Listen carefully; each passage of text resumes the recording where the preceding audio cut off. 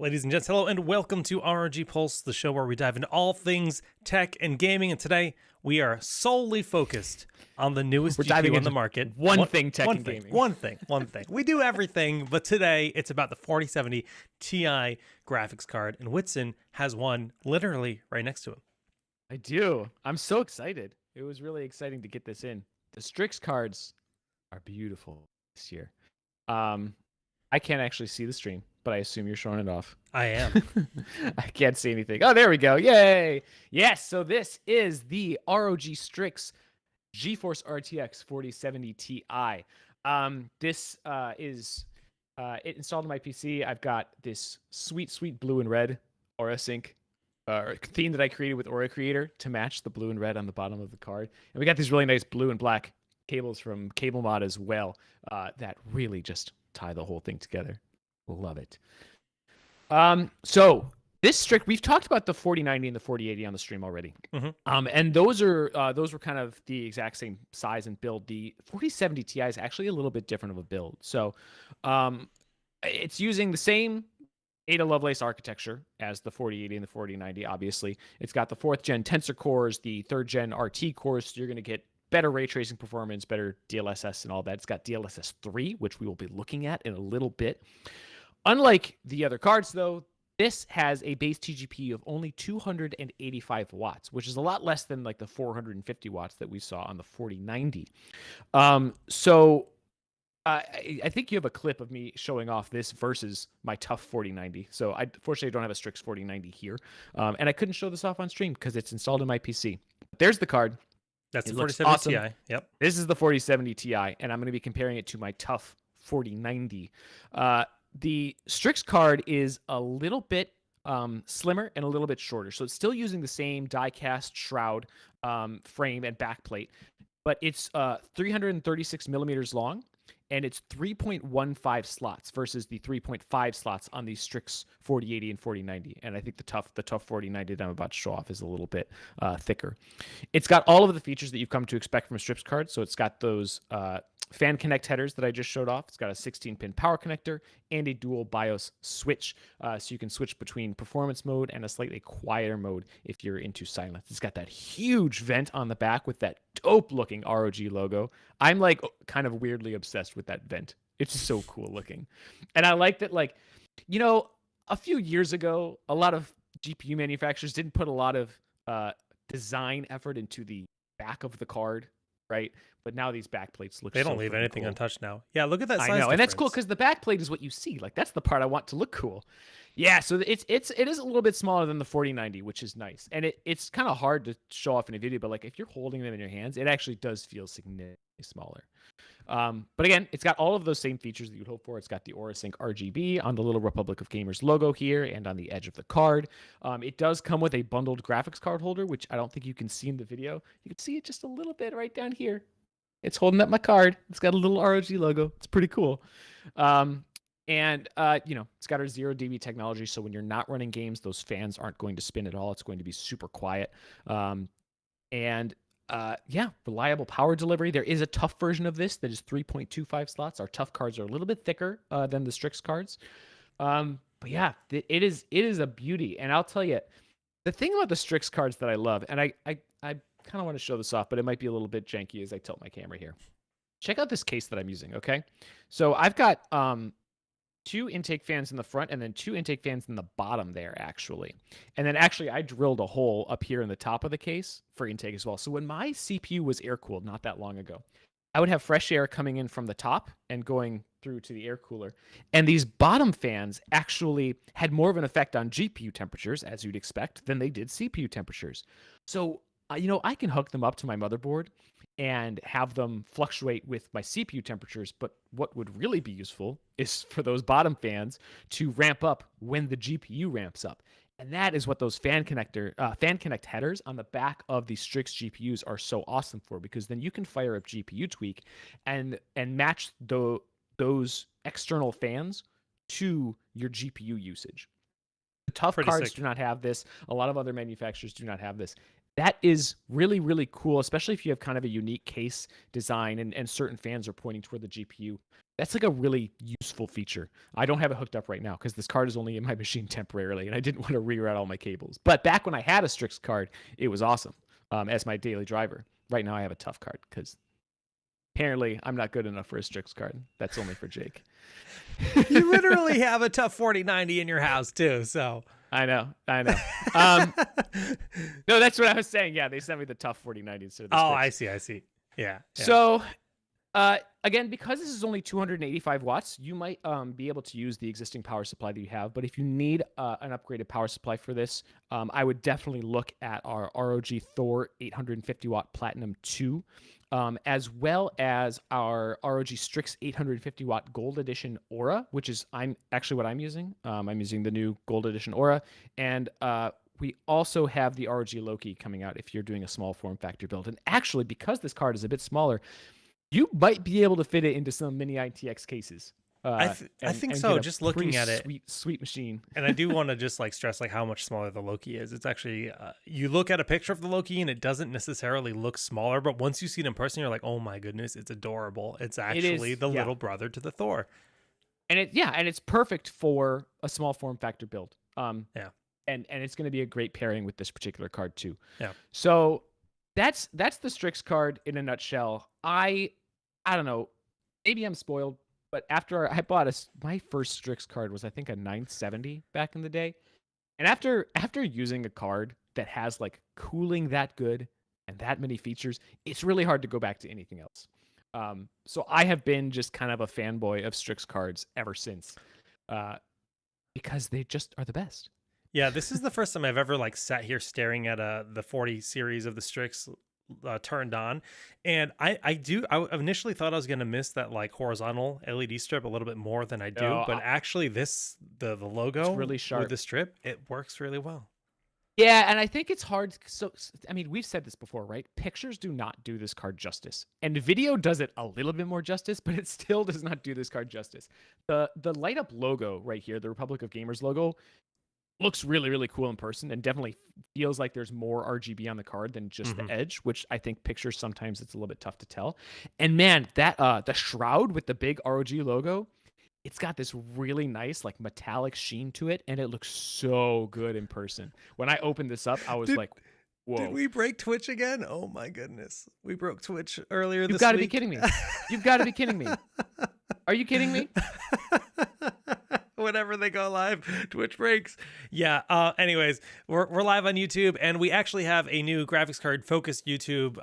So I'm gonna drop that link in chat for anyone that wants to hang out there. But anyways, that is hilarious because Twitch definitely went down during our CES broadcast. It couldn't have gone down when we were accidentally streaming rugby on our channel. It had to go down during CES and during our 4070 Ti stream. Of course. Come on. All right. Well, sorry, Twitch guys. We're gonna keep moving on. So that is the Strix card. I highly, highly recommend checking it out if you are looking for a new 40 series card. But I also want to take a look at the actual performance of this 4070 Ti because I gotta tell you, I was kind of shocked and blown away by how this card performs. So let's take a look. I'm just gonna do a quick Time Spy Extreme run just to kind of show the kind of average overall performance, and then we're going to do some gameplay today. We're going to do something a little different for Pulse. Spider-Man. We've done this before, but it's not a common thing alert. Where we dive into games to test and show off their performance. And I know you've been doing a lot of tinkering with this 4070 Ti, and I'm just more than I expected. Spoilers, it's good. Spoilers, it's really good. And Spider-Man is actually a really interesting use case for this card.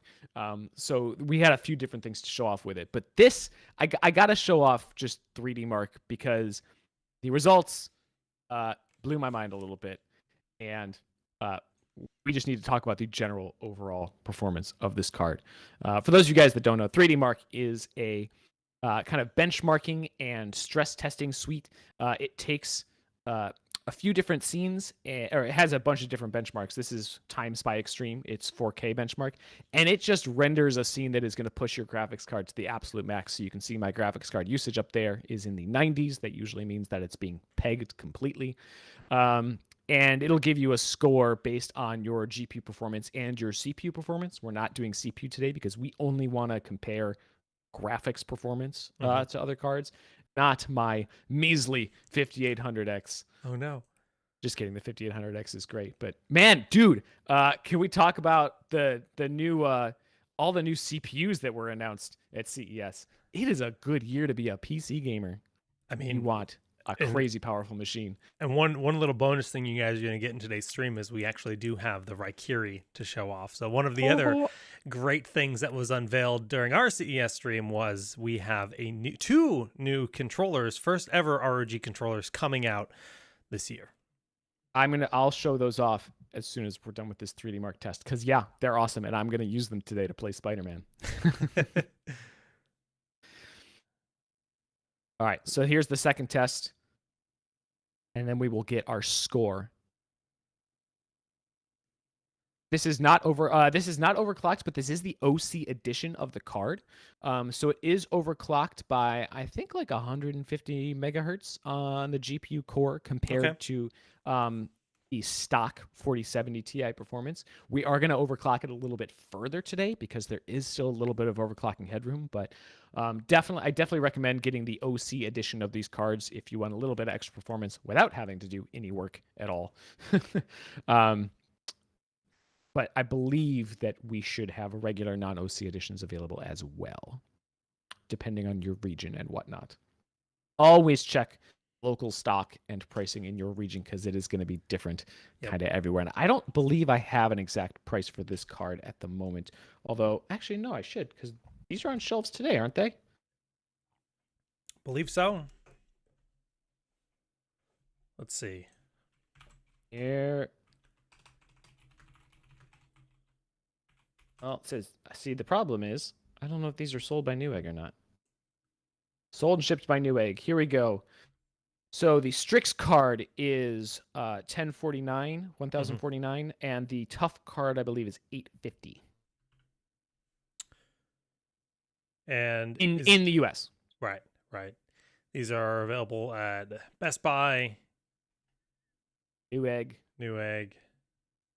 Probably Micro Center if you have one near you. Yeah. But I don't because I'm sad. I mean, same. No, I'm sad because I don't have a Micro Center. Same. Okay, so this is our score. My score is probably a little bit lower than I was testing this week because I'm doing some video capture and stuff like that. This is just over 10,000. I was actually getting closer to 11,000, 10,994 when I tested it on kind of a clean system with nothing else running. That is crazy for a 70 tier card because that is the same level as a 3090 Ti. So with this card, you're getting the performance of around a 3090 Ti, which is a 450 watt card. This is 285 watts. So way less power consumption with the same performance and extra features like DLSS 3. That's insane. Usually, I mean, typically what we've seen like over the past decade is like each tier card will have the performance of one tier above it from last generation, right? Like a 1070 or 1060 was kind of equivalent to a 970 in performance, right? And this is basically just jumped two whole tiers. So we went from a 3090 Ti to a 4070 Ti for the same performance. That's crazy. And I was pleasantly surprised to see that. That was really cool. That's 25% less-ish than a 4080, I think, for reference, at least in 3D Mark. So that's awesome performance to begin with. However, let's jump into a game and see how it fares. Oh, I got to show off the Raikiri, though. Can you move back to my other camera real quick? Yes, I can. All right, here we go. Oh, where is it? It's hiding. There we go. All right, here's the Raikiri Pro. This is our wireless model with that OLED screen display along the top. So nice. It's battery so levels. Cool. Battery levels, your controller profile, all kinds of different stuff you can switch to. It's got that really cool disc D-pad that I'm liking. And on the back, this is kind of my favorite part. You've got 4 programmable back buttons. And there's also a little compartment there to hold the 2.4 gigahertz dongle. So you can use this over Bluetooth, wired, or 2.4 gigahertz. You've also got these switches on the back right here that can adjust the throw of the triggers so that now it's just a small clinky trigger how much travel time you want. Yeah. Which you use for racing games or like Spider-Man, actually. It's got AuraSync RGB on that as well. And you can put all kinds of cool animations and stuff on that OLED screen. You can also go into Armory Crate and configure like the sensitivity of the sticks and stuff, which is really cool. Here's the standard Raikiri. This one does not have the OLED screen on the top, but it still has the AuraSync RGB. The D-pad is slightly different. Everything else is pretty similar. It also has 2 buttons on the back, and it is wired only. So that's the standard Raikiri if you don't need wireless, or if you want to spend a little bit less. I don't think we have pricing on these, but safe to say. The fact that you get paddles no matter what, though, the paddles feel really good. That's one thing that I have disliked in other controllers in the past, is I just haven't been a big fan of the paddles. And then when I held the Raikiri when we were in Taiwan, I was like, wow, you guys nailed it. You did a great job. Yeah, very proud of them, our design team, for putting that together. All right, we can switch to our gameplay now. Okay. Is the Raikiri compatible with ROG phones? Yes, it should be. So this is actually like an Xbox compatible controller. It should work with Xbox consoles and PC. I've not actually tried it with the ROG phone, but considering phones are compatible with Xbox controllers, it's Bluetooth, and it's Bluetooth, so theoretically it should. I should try it on my ROG phone and see as I'm testing them. I do not have a release date for that controller yet, but keep an eye out for it. It should not be. Yeah, it's soon TM. All right, cool. Let's check this out. So I'm going to load a save that I had yesterday. I just started playing through this game again on PC, and oh my gosh, it's amazing for so many reasons. First of all, because the Spider-Man is just amazing, right? But the settings and stuff that Nixies have put into this is awesome. And because this is actually a pretty CPU-heavy game, you can see my GPU is only pegged at about 50%, and I'm getting a little under 60 frames per second. This is at 4K ultra settings, okay? When you're swinging through the city, the game is using a lot of CPU, and so the GPU isn't actually getting a chance to flex its muscles necessarily. However, if we go into a cutscene, if we go into certain indoor missions or combat scenarios, some boss battles, then the GPU is going to be no more necessary because the CPU isn't rendering everything out in the city, all the traffic and NPCs and stuff like that. So as soon as we walk into the Feast Center here, for this little cutscene that we're going to watch, you can see that my GPU jumps way up. Usage has gone way up already, yeah. Way up to 87%. And it's able to get a much higher frame rate as a result. So that's cool. This is really, really good performance for Spider-Man at 4K, or sorry, not 4K, it's 1440p ultra-wide, so it's almost 4K. With maxed out settings, no ray tracing at the moment, but we'll look at that in a second. So once you get into this office, jumps down for a second, but yeah, there we go. Pretty much max CPU usage. You've got really great like detail in the hair and skins and everything because the settings are just completely maxed out. So I wanted to show this just to kind of give you an idea of what Spider-Man's performance looks like, because it is such a unique kind of game. I don't think I've ever seen a game, at least not like an RTS game, use this much CPU in a majority of its scenes. And that's, interesting because it takes some of the load off your GPU, but it also doesn't allow something like the 4070 Ti to flex its muscles quite as much in those CPU-bound scenes. And this is with ray tracing off, and frankly, this game deserves ray tracing. I don't know if you've seen the ray tracing in this game, you guys, but game changer it's good. For this game. It is. I know when like ray tracing first came out, some of us were like, "Oh, I don't know if it's like worth the performance hit, or like it's just these shadows or these reflections in certain areas." This game has a lot of reflections. When you're like swinging through the city and grabbing onto buildings and stuff, those reflections make a real difference in like the realism of the game. And now, here we go. Yeah, just from the glass on the side of a building to even just like puddles on the ground, it really adds a lot of depth. Yeah, and Miles Morales has even more because of all the ice on the ground and stuff like that. Which I have not bought for PC yet.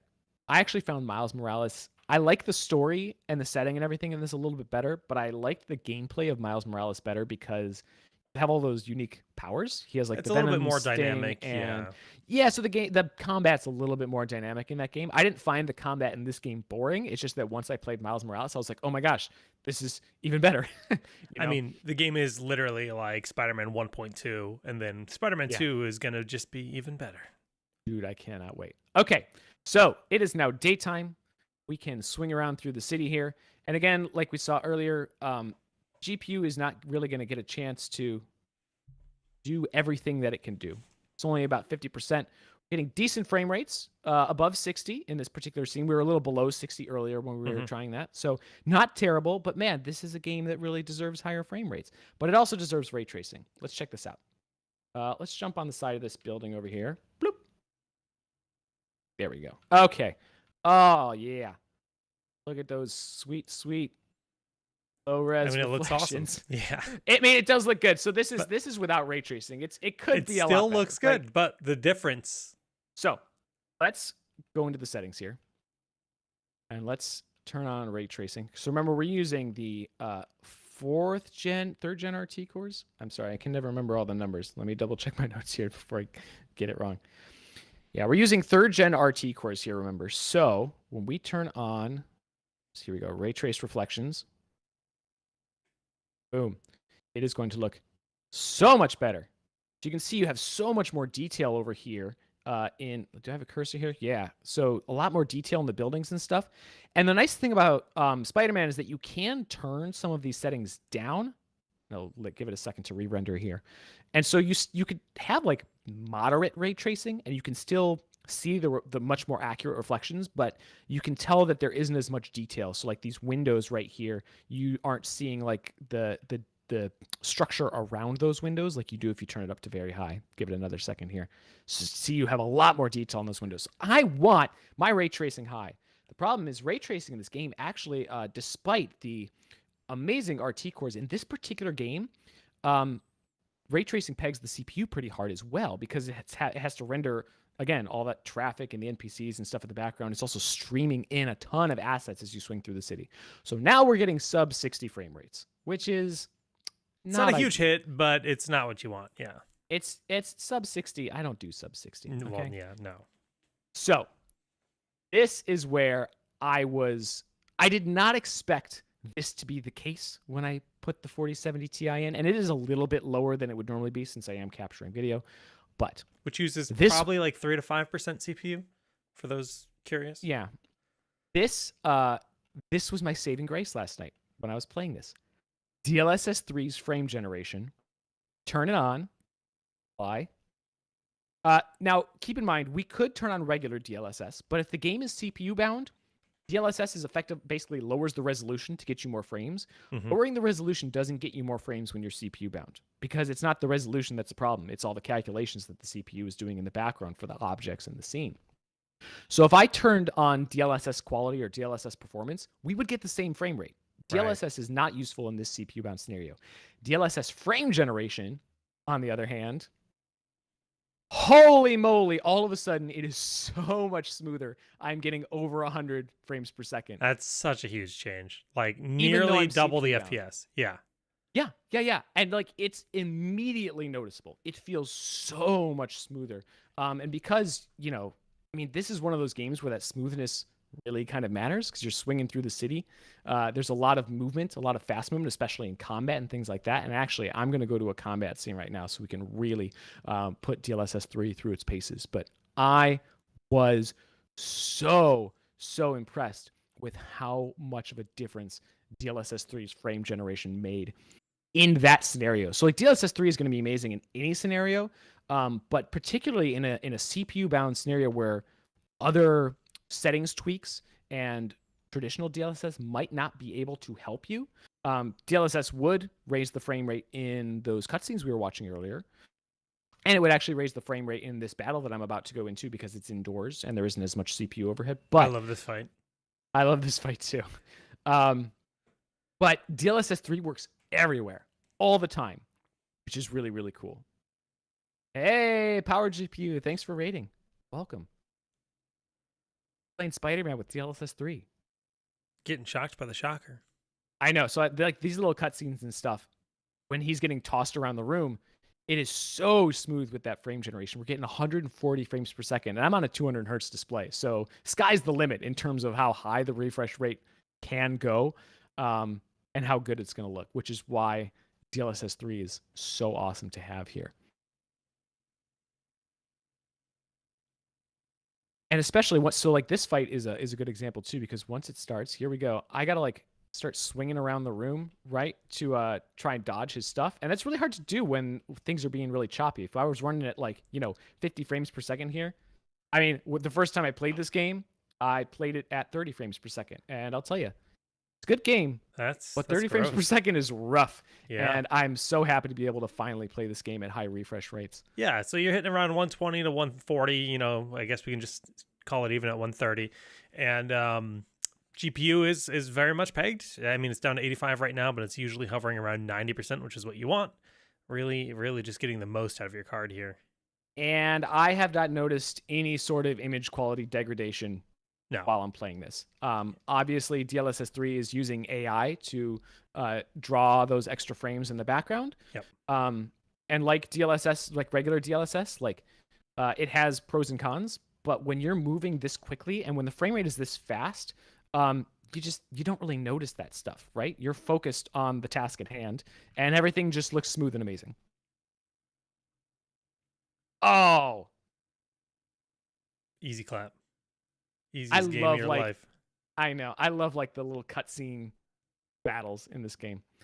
Anyway, so that's Spider-Man. That is what I wanted to show off, because I was actually a little worried because I wanted to use a game that showcased DLSS 3, but I was like, Spider-Man is so CPU heavy, I don't know if it's going to make sense to show off. Turns out it was the perfect example of where DLSS 3 really, really shines. So good job, NVIDIA.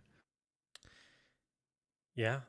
No, these performance numbers are fantastic. Again, you're playing in nearly 4K, and it's not to say that this couldn't handle 4K. If you had a 4K display, absolutely could get a phenomenal If I was playing in 4K, you'd be getting pretty similar performance, maybe just a little bit lower, because again, this is all you can't see, but I'm playing at ultra wide. He's in an ultra wide, yeah. So we had to crop this down. Like if no one believes, I can literally show the ultra wide crop. Like that's what he's gaming on. 720p ultra wide. Trick of the eyes. Just kidding. Yeah, and again, that was with ray tracing too, right? So full ray tracing in Spider-Man. Maxed out settings everywhere else. The only ray tracing setting I did have to turn down was the object distance, because again, that's what's really, really hits your CPU hard. And on this machine, I didn't have a CPU that could handle that at really high levels. I mean, most CPUs can't handle that beyond like 6. So that's no fault of the 4070 Ti. But in order to show off what regular gameplay would look like, that was just what I had to do. So yeah, pretty sweet. That is. Yeah, and again, remember that this is running at 285 watts, so much less power consumption than the equivalent 3090 Ti. You've got that DLSS 3, which is really, really worth having. And again, even if you don't use DLSS or DLSS 3 frame generation now, buying a card that has all of those features as opposed to like a last-gen card is going to kind of set you up for the future, right? Mm-hmm. Because if you're buying this card for the long haul, it's not a cheap card, right? You buy this, you want to keep it around for a while. You need those features because 5, 6, 7 years from now, like it might not be a 4K 200 hertz card, but you turn on DLSS and all of a sudden you can still hit those high frame rates with it. Mm-hmm. That kind of longevity is something that really excites me in terms of the new features like DLSS. And that's what would really draw me toward a 40 series versus a 30 series or earlier card. The 30 series is still awesome, and I'm still rocking one on the machine behind me. But man, if I were buying a card today, this 4070 Ti would be a contender for real. The power to the performance too, just the amount of energy you use to get the performance, is also just a great thing to know, especially because here in the US, electrical prices are going up, so you want to conserve as much energy as you can with your GPU. Even if you're not concerned about energy prices, so like I have solar panels, as I mentioned before, but it's not just about the power bill either, because that power consumption also affects heat output and noise output. And I'm a silence freak, right? Again, one of the reasons that I always buy Strix cards, and the tough cards can do this too, is that they have those really big heat sinks, right? Usually much bigger than a lot of the other, I'll just say other brands. Well, even just the other lower end versions of the cards. yeah. And with those big heat sinks, you don't have to spin the fans as much. And because, again, it's a triple fan card, too, you don't have to spin the fans at as high of an RPM, which gives you a lot less noise. And if you were running the same performance on a card that was 450 watts, like the 3090 Ti, you might have to work a little bit harder to cool that because that's a lot more wattage going through the card. And so lower power consumption is a huge draw for me as someone who wants my computer to be as quiet as possible. And like we talked about earlier with small form factor builds, huge consideration for small form factor builds too, because they're in such an enclosed space and you don't have as much airflow. Yeah. So next up, we've shown gameplay, we've shown off the features. Now it is time to overclock this bad boy. I have been toiling away with GPU Tweak all week long to try and overclock this thing.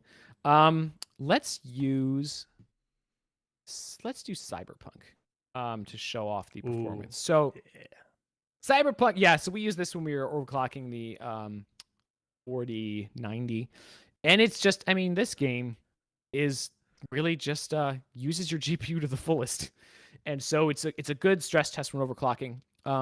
This is not going to be a detailed overclocking guide for beginners, but I'll show you how I got the results I got with this card and talk a little bit about the benchmarks I used. The benchmarks you use with, you got to use more than one with a GPU, right? So I'm going to show off Cyberpunk here, but I also ran a bunch of rounds of superposition from Unigine. That's a great benchmark. You can run it at 8K and it will just peg the crap out of your GPU.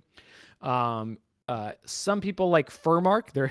Furmark is fun if you want to test like the maximum heat output of your card, but it's not going to test the maximum clock, so it's not always the best stress test for determining the stability of your overclock. I'm running at ultra settings, by the way, here at 1440p ultra wide with ray tracing on Psycho, because why not? And I use 3D Mark Time Spy Extreme, like we were looking at earlier, because that actually gives me a score, and sometimes it's helpful to see how much the performance is increasing or decreasing. You can do that with the frames per second here too as well, but and you can run Time Spy on a loop, which is also really nice. You cannot do that with the unless you have the paid version of Superposition, which I don't have, but I got 3D Mark for like $5 on sale once, so not bad. That's a really good stress test. So we'll be using this as an example. This is our stock performance. No changes to the card whatsoever. You can see our GPU is being pegged. We are getting 30 frames per second because it's the Cyberpunk benchmark, and that's what it does. And it's choppy, and that's just how it's going right now. It is, and part of that is going to be the video capture. It's a little bit less choppy in person, but it's not, it's not the frame rate that I would like to play at. But again, that's not what we're doing. We're not trying to give you a representative sample of what you would play at. We're trying to peg this GPU as hard as humanly possible, and test the performance at that level. Sometimes you can do that with other smoother games at like uncapped frame rates, but I want to test ray tracing and stuff like that as well, just to make sure that this card is using the power the way it would be used in the games, the way I want to play them. And I am using ray tracing more often in the games that I play now because we have cards that can do that. Yeah. All right. So this average FPS is a little bit lower probably than what I got this week when I was testing. So I'll kind of describe both. 32.01 average. That's really what we're concerned with here.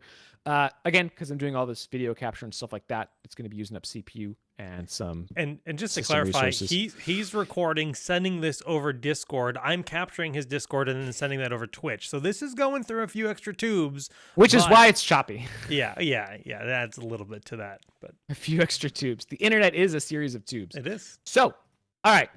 That is stock performance. I'm going to minimize this for the moment. So in an overclocking situation, what you would first do is start by taking this power target and taking that to max. Let's do temperature target because I don't care. And let's just put voltage at the max too. Now, if you did this, you would get a few extra percent right out of the gate. And we showed this with our 4090 stream as well. I'm not going to like benchmark that today because you've already done that. I want to show a more traditional kind of overclock here, especially because With the 4090, like you're already at such a high level of performance. I'm actually more interested in undervolting that card. With this, I want to see how much more we can get out of it. So you're gonna kind of live in this little area and GPU tweak here. You can kind of monitor the card's performance over here. You basically just kind of end up bumping this up by like 50 megahertz. So like 2810, right? And kind of would apply that here. You would run a benchmark, and if it's stable, it doesn't crash, you don't see any artifacting on screen, like little glitches in the image, then you come back and you bump it right back up. Keep doing that. So I got this up to 2910. Okay. Before I started seeing issues. So I bumped it up to 2930, and I didn't really see any artifacts in the benchmarks, but I did get a couple of crashes when I was testing Spider-Man. Huh. So the thing about so I'm going to overclock the memory as well, and then we'll benchmark and see kind of our final results. But I'm going to talk a little bit about how this works. With the GPU clock, it's pretty easy. But once you kind of dial in that GPU clock, like I hit 2930 and I saw some crashes. I think when I hit 2960, like the benchmark was crashing right away, right? So you were like, all right, right away. You kind of figured out. So I dialed it back to 2930, and then played games for a few days. And it crashed a few times at 2930, so I backed it off a little bit more. Sometimes you won't see issues in your benchmarks, especially if you're not running them for like an hour or two. And you'll have to kind of play games for a little bit to determine whether your overclock was truly stable. So I don't recommend doing any memory overclocking until you know that your core clock is stable. And here's why. Memory overclocking is really finicky, and it is really, really hard to determine the ideal level. Some people don't even mess with it anymore. I like to do it a little bit. So I recommend dialing in your GPU core overclock, and then living with that for like a week, okay, and gaming with it. And if you don't experience any crashes, you don't experience any artifacting, you don't experience any weird glitches where the computer just shuts down or something like that, then you can be reasonably sure that that's stable. Then you can move on to memory overclocking. When you're memory overclocking, look for the same artifacts on screen. Watch out for crashes. Sometimes when you overclock memory to a certain level, it'll produce the same crashes or artifacts that the core clock will. Sometimes it's not so clear. Sometimes symptom of overclocking the memory too high is that the memory is going to encounter errors during rendering a scene. And it'll correct those errors, so you won't notice any issues on screen. But what you will notice is that performance may actually dip down. Right? So keep an eye on your frame rates, especially those minimum frame rates, right? Write them down as you're overclocking the memory. And if you reach a point where like your minimum frame rates start going down again, dial it back to the peak and maybe actually dial it back a little bit further than that. And that's probably around where you want to be. I actually found that I had to do multiple runs of superposition to kind of dial in that point. And frankly, I could probably still dial in the memory further. And actually, I haven't played with this particular value long enough to know if it's going to cause any issues. But I can be reasonably sure that the memory is stable where it is. I've seen some people overclock this card a little bit higher already. But when I tried that, my performance dipped just a tiny bit. And so I backed off. So we have 33.86 frames per second here. And I'm going to do a quick calculation, even though this is not the best example because, again, I'm doing this video capture. I should get a second capture card. And next time we do this, maybe it'll be a little bit better. 33.86. So that is about a 6% improvement. When I was overclocking it without the video capture, I saw a little bit more, like 7%. And that, again, is over the stock performance of this factory overclocked card.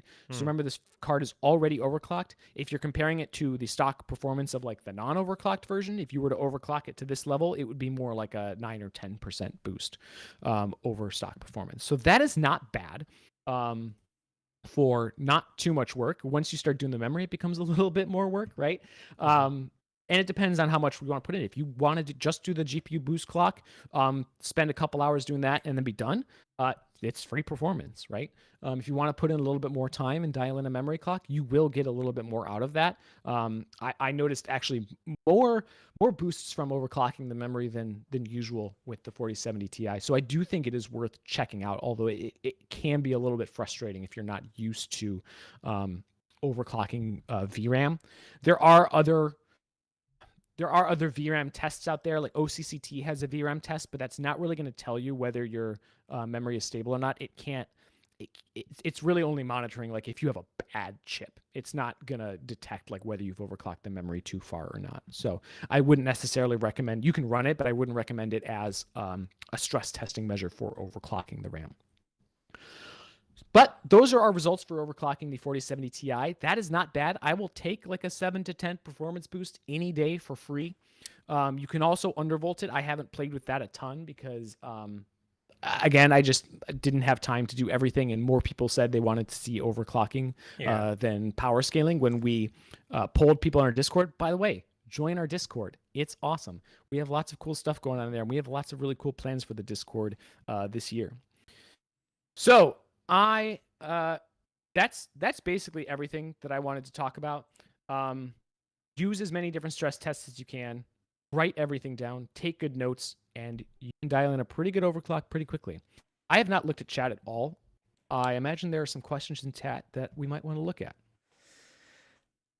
Is 30 frames per second choppy in games, but on TV and cinema, it's fine. So I think there are a few reasons for this. One, I actually do find it choppy.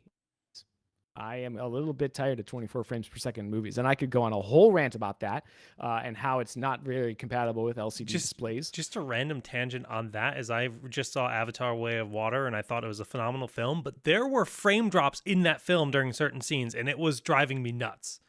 Was it frame drops, or was it just panning too fast? And no, stuttering? They were like coming out of water, and there was like too much happening with like a scene change, and it like legit had frame drops. I was like, "What is happening?" I wonder if there's an issue with the computer that was running the. It could have been. It could have been. But like, it still drove me nuts. It only happened a few times, but I thought that was weird. So one of the other reasons that 30 frames per second feels choppier in games to a lot of people than it does in movies is because you are controlling a game. You're not just watching it. And so there's also 30 frames per second isn't just about the image on screen. It's also about the latency, right? So if you have 30 frames per second, there's a larger delay between when you press a button and see that action represented on screen than there is at higher frame rates. So it's not just that it looks smoother, it's that it also feels more responsive at higher frame rates. And that's one of the reasons, especially when you're talking like shooters and competitive games, that high frame rates are just so much better. 30 frames per second, like I consider 30 frames per second playable, but far from ideal. Dude, I can't even use like Windows with a 30 FPS display. Well, it's yeah, torture. It's also just what you're used to, it's right? Torture. Like, it is actually torture. It looks really, really weird. Let's see what else is going on in the chat. Who do I have to pay to get that controller in my hands ASAP? Keep an eye out. It's coming. It's coming. I love it.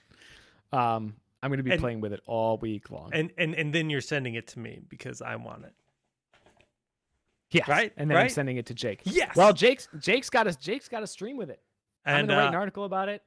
I wanted to show it off, but yeah, then I'm going to send it for any of the regular viewers. You might notice my camera angle is different than normal because I had to reset up my whole office because the OLED is now to my left and we'll be gaming with the OLED, the PG42UQ very soon. So this seems like a good time to mention that we announced a boatload of stuff this week, guys. If you have not watched our CES event, you can go to our Twitch channel or our YouTube channel, go back. You can watch the full event or you can watch the highlight video that kind of condenses it down. Yeah. We also have, I'll paste this in the chat, we have an article that details everything we announced this year, including this beautiful 4070 Ti that I am playing on right now. There it is in chat.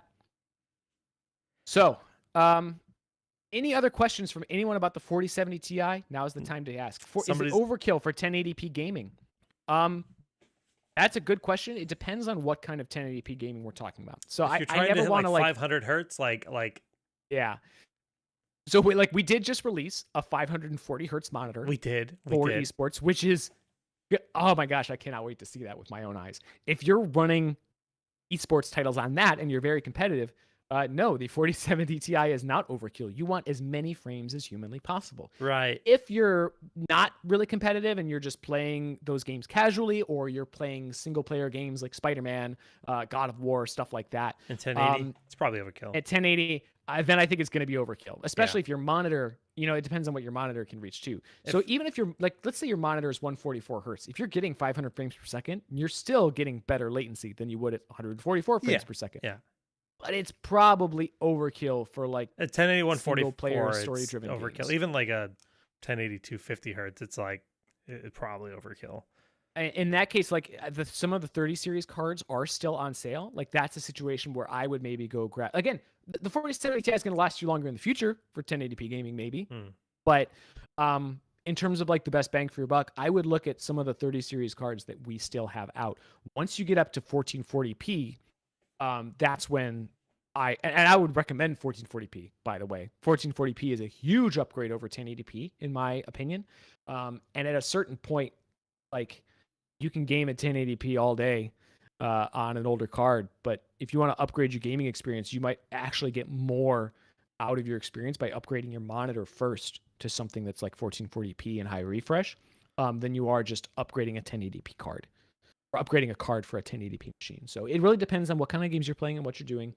Those 30 series cards are still out and are still good for that kind of gaming. 4070 Ti, I would say, is ideal for either very high refresh 1080p or 1440p and 4K gaming. For sure. I mean, 3090 Ti, that's going to be a great 4K card. I'm playing 4K over here with a 3080 Ti, and it's excellent. So, yeah, that's what I would look at. I want a 32-inch 1440p OLED. I do too. But that 27-inch OLED is looking pretty sweet too, I will say. We have a 32-inch mini LED that's phenomenal. So we do have options that are in that range. And I personally do prefer mini LED to OLED. Yeah. Personally, it's a personal preference thing. But the PG32 UQX, and actually we have an upgrade PG32 UQXR that's coming out. That's gonna have DisplayPort 2.1. Oh, really? 4K high refresh. I miss my CES. my PG32 UQX. I miss it. I do. Would 540 hertz be good to go with 3060? Asking for laughs. Maybe for like CS:GO. It depends on what you're playing. I mean, remember too, and I've said this before, it's you don't have to necessarily hit 540 frames per second. As long as you're hitting more than 360, which is like the next step down in monitors, you're still getting value. Yeah. You're still making use of that display. And if you had DLSS and stuff on, maybe. Just the 540 frame monitor is made for esports people only. Like, honestly, anybody can buy it, but that's the only games that are going to actively achieve that are League of Legends, Dota, CS:GO, Valorant, maybe a handful of others. You're not going to get it on Halo, your Apex, Warzone. Those games aren't going to even be able to hit those numbers. And those are other If you're playing titles. Those games, I would look at the 27-inch OLED instead. Because that monitor, or one of our 360 hertz monitors also, it's a tough Swift. call. The thing about the OLED that's so nice is that it's not just the refresh rate, but the response times are so fast because of that instantaneous OLED response time that it's going to be really, really smooth. And it's also going to look great for single player games, HDR and stuff like that. So it really is a do everything kind of monitor. Overwatch 2 could probably hit the 540. Overwatch 2 probably could. You think? Overwatch 2 is a bit tougher than like CS:GO, and it's not that bad though. It's still an arena shooter with like smaller maps, and the textures are fairly limited. It depends on what card you're running. Yeah, but with a on the 3060, no. But I'm just saying it's attainable. It's attainable on other 4090. Oh, definitely. Maybe this 4070 Ti. I would actually be curious to launch. Overwatch I think that would I get in this. I have not tried that yet. You would definitely be able to hit more than 360. I think with the 4070 Ti. I don't know if you'd hit the full 540, but yeah. I would certainly get over 360. I don't know if I would get up to 540, but I can test it out and find out. That's an interesting. You do love your Overwatch. I do love my Overwatch. And I got a new display to play it on too. I've got a 200 hertz display now too, so I actually have not fired up Overwatch on it yet. I should. One thing that I will mention, guys, is we are going to do more Q&A streams this year. So if you do have questions about the new monitors, about the 4070 Ti, about anything else, and you don't get a chance to ask it today, we're going to be doing some of those soon. It's just going to be me and Jake chilling, answering all kinds of questions. We're probably going to have those questions posed in the Discord.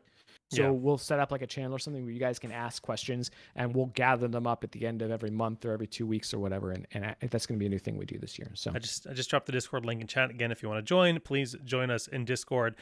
Next week, we will be unboxing several of the new laptops that were just unveiled today. So look forward to that. We did give you guys a sneak peek at the new Raikiri and Raikiri Pro controllers, which will be featured on our Twitch streams, gameplay streams in the very near future. We've got the PG42 UQ OLED to show off, deep dives with all of these laptops with Q&As like you just mentioned. I'm hoping to get that new keyboard in soon. The super customizable like DIY keyboard, the Azoth. And actually, I was thinking, Jake, we haven't talked about this, so I'm putting you on the spot. I think it would be cool to do a stream where I totally customize that keyboard from top to bottom. Just like point a camera at my desk, take out the switches, probably not lube them, but pop in new switches, put on some new keycaps, customize the animations, and just like build my own Azoth keyboard. Yeah. Okay, let's do it. I think that'd be cool. I think we should do it. Yeah. All right. So, so that's officially coming one day. Okay. Whenever you get one of those, that keyboard is hefty, aluminum. It weighs a few pounds. It does. ROG phone. We feature ROG phone on the stream plenty, but we don't have anything new to show right now. I think we recently showed off the Diablo and Batman editions, and then the 6D as well, which I still have, but I need to send back to Taiwan. I'm going to play Vampire Survivors on my ROG phone. Now that that's out for Android, that's my next ROG phone title. Game is so fun. Yep. Cool. All right. That's going to do it for us today. That was a lot of stuff. I'm tired of testing GPUs. I'm going to take a nap. As we have tons of laptops coming in to show off, we don't have all of them in-house yet, so we'll probably start with the Scar is what I'm thinking in terms of coverage, but let us know what laptops you're most excited to see stuff for on Discord. Go to the ROG stream channel on Discord. Let us know what kind of content you guys are most interested in, with the various laptops all coming in, and we can prioritize some devices over others as long as we have them in-house to show off. But guys, thanks for tuning in today. Again, I don't even have the link ready. I can't do it. We have a new YouTube channel. I linked it earlier. We have a new YouTube channel that's dedicated towards like graphics card style content. So be sure to check that out. We'll put it in the link of the description of this YouTube video. Yeah, we'll do that too. So just it's a GPU or a graphics card rather dedicated channel. Where you guys can just kind of get all your graphics card, all your graphics news. Yeah, graphics news. Whitson, that's it for me. Anything else? Nope, I'm good. I'm ready. I'm ready to do some gaming. Let's fight there up it Overwatch is. 2. Chancellor with the link. Love it. All right, guys. We'll see you next time. Lucky. GG's. Take care. GG's.